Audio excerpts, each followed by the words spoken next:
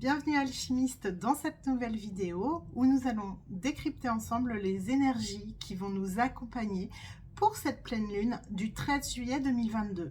Alors, pour les nouveaux abonnés, je le répète, la pleine lune, c'est l'occasion idéale de procéder à une purification générale dans sa vie, c'est-à-dire désencombrer par exemple son lieu de vie si on a tendance à y accumuler trop de choses, parce que l'accumulation d'objets va faire stagner les énergies dans votre lieu de vie et vous pouvez en ressentir de la fatigue, du stress, un manque de concentration, bref. Vous pouvez en profiter également pour purifier votre organisme, par exemple en faisant plus attention à votre alimentation. Vous pouvez vous faire un petit jeûne si ça fait partie de vos habitudes. Vous pouvez également vous offrir un gommage corporel pour faire partir les peaux mortes et donner un coup de boost à votre peau. Quoi d'autre? Donc on a vu le lieu de vie, le corps et les énergies de façon générale. Vous pouvez faire des petits rituels pour assainir les énergies en vous et autour de vous. Vous pouvez également en profiter pour purifier vos pierres de lithothérapie comme moi, si vous êtes fan, si vous en avez chez vous. N'oubliez pas à ce sujet aussi les pierres sur vos bijoux, puisqu'elles stockent les énergies en fait, donc c'est bon de les purifier à la pleine lune. Alors si la pleine lune c'est une période souvent un petit peu remuante, c'est aussi une période très bénéfique pour la croissance personnelle et l'épanouissement, puisque elle va mettre en lumière des émotions refoulées dont nous n'avions pas forcément conscience, des énergies un peu lourdes dont il serait temps de nous délester. Voilà, donc pourquoi la pleine lune souvent c'est remuant. Donc pour notre petite guidance, c'est devenu notre petit rituel. On se retrouve à chaque pleine lune et nouvelle lune. J'ai aussi d'autres vidéos à venir sur d'autres thématiques plus pragmatiques pour animer ma chaîne YouTube. Mais chaque chose en son temps. J'ai des priorités qui pour le moment ne sont pas celles-ci. Mais à la rentrée, on va pouvoir voir un peu plus les questions d'organisation et je vous donnerai des astuces très concrètes pour gagner en efficacité et en épanouissement au quotidien. Donc, c'est parti. Voyons ensemble ce que nous allons être amenés à travailler en nous durant cette pleine lune du 13 juillet. Donc, qu'allons-nous être amenés à travailler durant cette pleine lune du 13 juillet? Encore, je dis encore parce que ça avait été déjà le cas dans une des dernières pleines lunes, je ne sais plus laquelle exactement. Et deuxième question que je vais poser, j'ai décidé de demander un petit message des guides célestes pour nous accompagner dans cette période. Un petit message pour nous encourager parce qu'on sait que les pleines lunes, c'est pas facile. En général, quand ça me prend comme ça de longues respirations durant un tirage, c'est que je purifie des choses en même temps. Ok. Donc, l'émotion à travailler plus particulièrement en cette période de pleine lune, c'est l'énergie de la colère. L'énergie de la colère qui, je le rappelle, donc a été déjà sortie il y a 2 mois, je crois. Donc, toujours est-il que si elle ressort, c'est qu'on a encore un processus d'épuration à mener. Même si vous vous êtes déchargé à la dernière pleine lune d'une certaine part de colère, il peut en rester encore. Et de toute façon, il y aura toujours des choses à libérer en soi. On voit que sur cette carte, et c'est souvent le cas, la colère, elle est représentée par une sorte de brasier. Donc, la colère, elle est souvent associée à l'élément feu. Et donc à l'énergie, à la polarité yang, c'est-à-dire la polarité du masculin sacré, c'est-à-dire cette partie de nous qui passe à l'action et qui défend notre territoire. Ça, c'est des caractéristiques du masculin sacré, du yang, qu'on a tous en nous, encore une fois, puisqu'on a la double polarité d'un point de vue spirituel. On dit qu'à l'intérieur de nous, on a 2 polarités.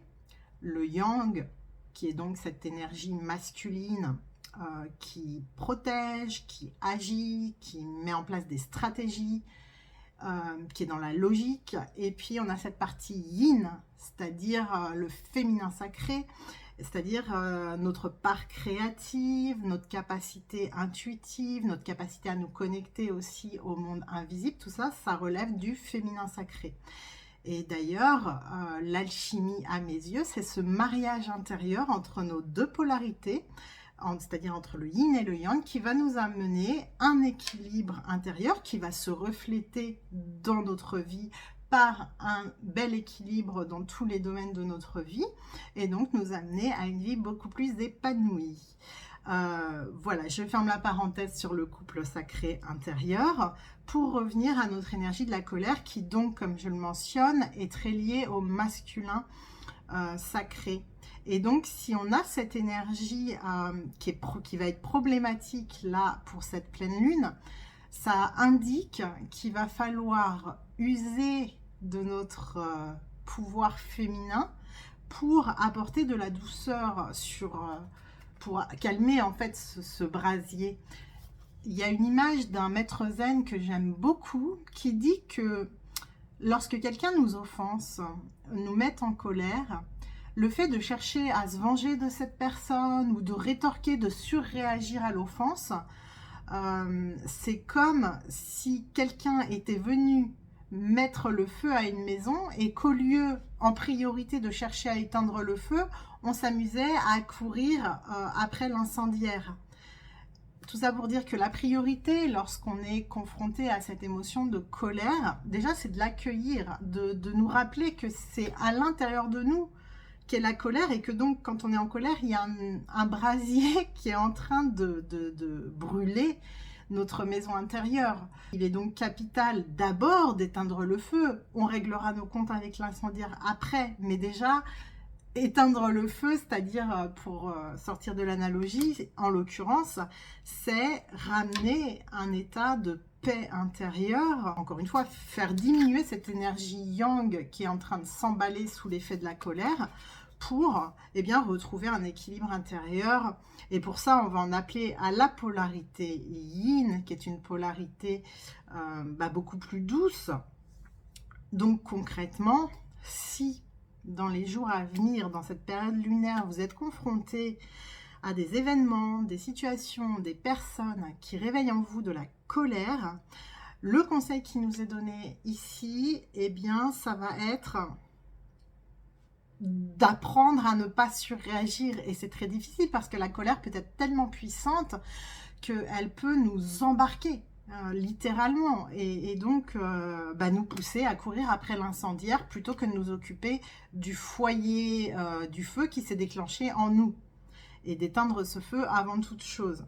Et là justement, conscient de ça, voilà, gardez ça à l'esprit si jamais vous éprouvez de la colère dans cette période lunaire, gardez à l'esprit que votre priorité, et je me le dis pour moi aussi, votre priorité, notre priorité, tout à chacun, et c'est de la responsabilité de chacun de suivre ce conseil ou pas, ça va être de nous rappeler d'éteindre le feu d'abord en nous, avant d'aller chercher à régler nos comptes. Donc on tourne le regard à l'intérieur, et on y apporte de la douceur.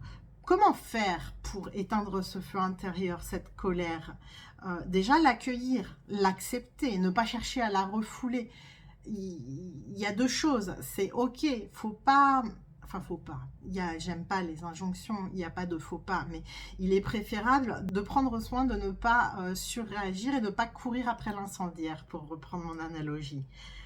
Et donc, on regarde notre maison intérieure qui est en train de brûler. Alors, comment on va pouvoir éteindre cet incendie, ce brasier? Donc, ce qu'on peut faire déjà pour éteindre ce feu intérieur,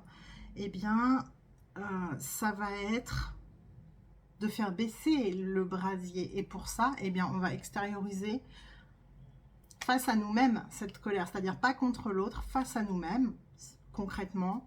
On peut prendre un coussin et taper dedans. Il faut que la colère, elle sorte d'une manière ou d'une autre. Il faut qu'elle sorte, mais de façon, on va dire, intelligente. C'est-à-dire pas en faisant tout et n'importe quoi, en cassant tout chez soi. On va consciemment choisir de libérer cette colère en tapant contre un coussin, en boxant contre un sac de boxe, en allant courir, en pleurant de rage parfois aussi. Mais on laisse sortir, mais en conscience. On est, entre guillemets, puissant dans cette situation. On ne subit pas notre colère. ce feu, on l'accueille et on le contrôle, on le maîtrise. Voilà, donc tout ça, ça va permettre de faire baisser le niveau du brasier. Et voilà, il restera peut-être quelques braises, mais en tout cas, on aura laissé partir une grande partie de la puissance de cette émotion. Et après, du coup, on sera plus calme et on pourra éventuellement aller régler nos comptes avec l'incendiaire, c'est-à-dire la personne qui nous a mise en colère. Voilà, et pour ce qui est du petit message des guides pour nous accompagner durant cette période lunaire face à cette colère qu'on va devoir, pour certains, laisser partir. Voilà le message. C'est le message de nos guides à nous. Très cher vous, nous avons quelque chose d'excitant à partager avec vous. Vous êtes un maître dans l'art de la manifestation, mais vous l'ignorez. Il y aura toujours suffisamment de tout ce dont vous avez besoin dans votre vie.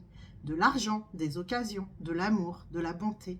Alors ayez foi et soyez ouverts aux différentes façons de trouver l'abondance. L'esprit est votre source d'approvisionnement. L'univers vous reflète toujours ce que vous croyez. Donc si vous craignez l'insécurité, il vous montrera une illusion de votre peur. Mais la vérité, c'est que l'univers est abondant. Vous avez toujours su répondre à vos besoins, car l'abondance est votre état naturel. Si vous pouvez croire suffisamment à ce que vous voulez, vous pouvez le créer et vous y parviendrez. Vous êtes sur la bonne voie maintenant, continuez à croire et vous verrez les choses se concrétiser. C'est un très beau message qui nous parle tout simplement d'un thème que j'aborde souvent dans mes articles et qui constitue une grande partie de ma source d'inspiration lorsque je crée mes programmes en ligne et que j'écris mes articles. C'est la loi de l'attraction, la loi de la manifestation, comme j'aime aussi l'appeler, c'est-à-dire c'est ce pouvoir créateur que vous avez si vous croyez vraiment fort en quelque chose, eh bien, de le manifester à l'extérieur. Par exemple, vous rêvez d'avoir une belle maison pour que vos enfants puissent jouer dans le jardin, eh bien, vous visualisez cette image, cette vie idéale que vous aimeriez pouvoir vous offrir et offrir à vos enfants. Vous y croyez très fort et en vertu de la loi d'attraction, eh bien, vous allez pouvoir le manifester un jour. Attention, cela dit, beaucoup de gens ne comprennent pas bien la loi de l'attraction et pensent qu'il suffit de se répéter mentalement quelque chose pour le manifester dans la matière. Bah non, parce que sinon, si c'était le cas, on serait tous déjà hyper épanouis, millionnaires, abondants, en tous sens. Il n'y aurait plus de problème dans le monde si c'était le cas. En fait, ce qui va freiner notre pouvoir de manifestation, c'est tout ce qui est de l'ordre de l'inconscient et qui nous limite et nous sabote, c'est-à-dire nos fausses croyances et nos émotions refoulées. D'où l'intérêt de laisser partir toute la colère qui peut rester en vous, et notamment peut-être la colère et la frustration, de ne pas encore vivre ce que vous aspirez vraiment à vivre. Cette insatisfaction dans votre quotidien qui peut réveiller par moments en vous de la colère liée à un sentiment d'injustice. Si vous avez l'impression d'avoir fait beaucoup de choses pour vous en sortir et que vous n'obtenez pas encore les résultats que vous méritez, il peut y avoir cette colère, cet agacement, et derrière la colère, il y a ce découragement en fait. C'est pour ça qu'on vient nous rappeler la très généreuse loi universelle de l'attraction qui dit « Tata, vous inquiétez pas, libérez votre colère, continuez à croire en vos rêves. » Le fait de libérer une émotion aussi puissante que la colère, et qui peut être lourde si elle est refoulée et stagnante en vous, eh bien, ça va aussi décupler votre pouvoir de manifestation. Voilà, je vais faire comme la dernière fois, je vais prendre au hasard un petit extrait dans un livre pour avoir un message supplémentaire pour nous accompagner durant cette période lunaire. Wow, alors d'accord, écoutez, je me prête au jeu. La phrase sur laquelle mes yeux sont tombés, ont été guidés, c'est « Vous mourrez peut-être demain ». C'est pas une annonce funèbre, donc rien de lugubre là-dedans. En fait, moi, ce que j'entends dans ce message, vraiment par rapport au tirage qu'on vient de faire, vous mourrez peut-être demain, c'est pour vous rappeler que votre bien le plus précieux, c'est le temps. Au-delà de l'argent, au-delà de tout ce qui est le plus précieux dans votre quotidien, c'est votre temps. Et donc, on vient nous rappeler, vous mourrez peut-être demain. Vous ne savez pas quand est-ce que vous allez mourir, quand votre temps sera dépassé et que du coup, vous n'aurez plus cette possibilité de manifester ce que vous aspirez à vivre profondément.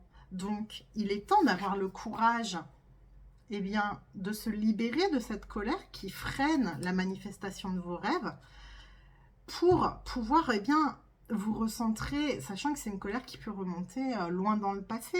Vous avez pu subir des injustices dans le passé qui se sont accumulées et qu'on fait parce que vous n'avez pas pris soin de soigner vos blessures intérieures. Le brasier est devenu énorme. Il est temps d'éteindre l'incendie. Il est temps de chasser jusqu'à la dernière braise. Ça ne veut pas dire que la vie ne remettra pas sur votre chemin d'autres raisons d'être en colère. Toujours est-il que les vieilles colères, les vieilles rancœurs qui ont pu être ravivées ou qui seront ravivées avec la pleine lune, ne le sont que dans un but, c'est qu'on puisse enfin prendre conscience que l'incendie n'a pas été éteint et que c'est notre rôle vis-à-vis de nous-mêmes, par amour pour nous, d'éteindre cet incendie pour pouvoir manifester enfin ce qu'on a vraiment envie de vivre sans que ça ne soit plus parasité par de la colère ou d'autres émotions.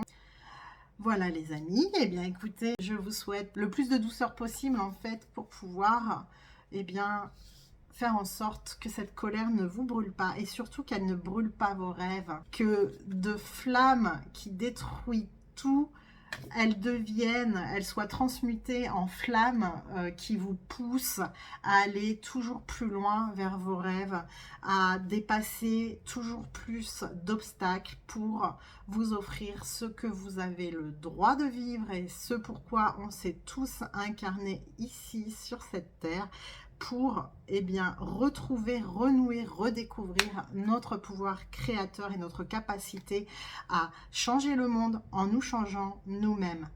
Voilà, je vous fais de gros bisous et je vous dis à la prochaine nouvelle lune qui sera le 28 juillet si ma mémoire est bonne. Ciao!